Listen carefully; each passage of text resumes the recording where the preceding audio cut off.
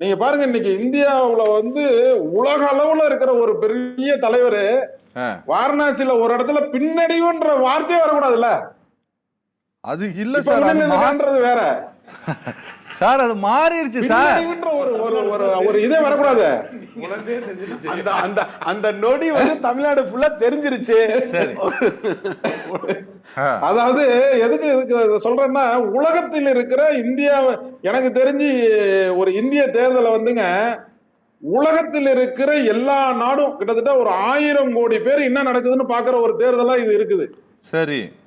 எனக்கு தெரிஞ்சு ஒரு 35 ஆண்டு கால அரசியல்ல எனக்கு தெரிஞ்சு இப்படி ஒரு உலகமே உற்று நோக்கிற ஒரு தேர்தல் இதுதான். சரி. இதுல பாருங்க, எல்லா பவர்ஸும் உங்கள்ட்ட இருக்கு.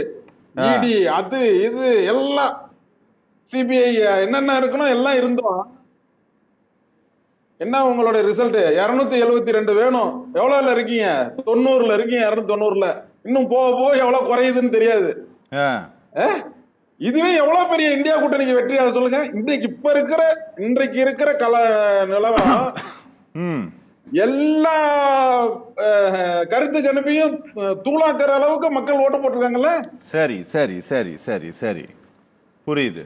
அதனால நான் இப்ப முதல்ல உங்களுக்கு சொன்ன மாதிரியே, திமுக எப்படி தமிழ்நாட்டில் இந்த இந்தியா கூட்டணியை கொண்டு போனுச்சோ, இதே மாதிரியான அனைத்து மாநிலங்கள்லயும் ஒரு ஒருங்கிணைப்பு வந்திருந்தால் 400 தொகுதியை இந்தியா கூட்டணி பிடிச்சிருக்கோம்.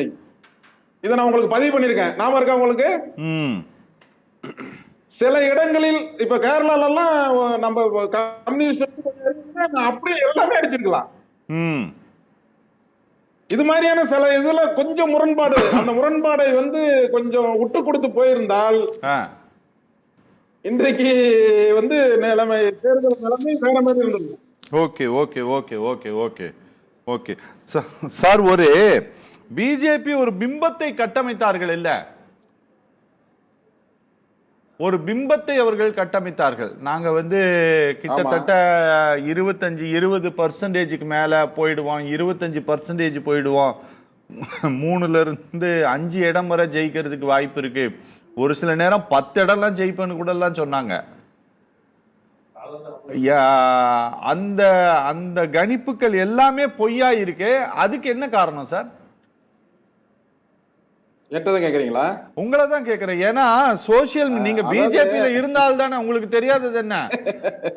நீங்க தானே, அதனால அவங்க இந்த ஐடி விங்க வச்சு என்ன பண்ணுவாங்க அப்படின்ட்டு உங்களுக்கு நல்லா தெரியும்.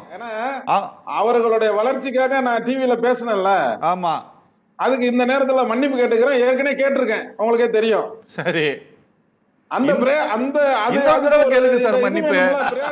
சார் சார், நீங்க கேட்ட மன்னிப்பு கேட்டது எங்களுக்கு காது கேட்கல. பகிரங்கமா மன்னிப்பு கேட்கிறேன்ற எதுக்கு சொல்லவே இல்லையே. பாஜகவுக்காக தேர்தல் உங்க விவாதத்துல பல விவாதங்கள்ல பல டிவில கலந்துகிட்டு பேசினதுக்கு. ஓ, ஆதரிச்சு பேசியதற்கா? ஆதரிச்சு பேசியதற்கு அப்படி வச்சு எப்படினாலும் வச்சீங்க. சரி சரி சரி, அதுக்கு ஒரு இது வேணும்ல, பிரயாசத்தை வேணும்ல. சரி, வெறும் மன்னிப்புன்றதோட போயிடக்கூடாதுல்ல. அதுக்காக தான் 39 தொகுதிகளையும் தமிழ்நாட்டில் பாராளுமன்றத்தில் இந்தியா கூட்டணி வெற்றிக்காக இரவு பகல் பாராம பாடுபட்டோம்.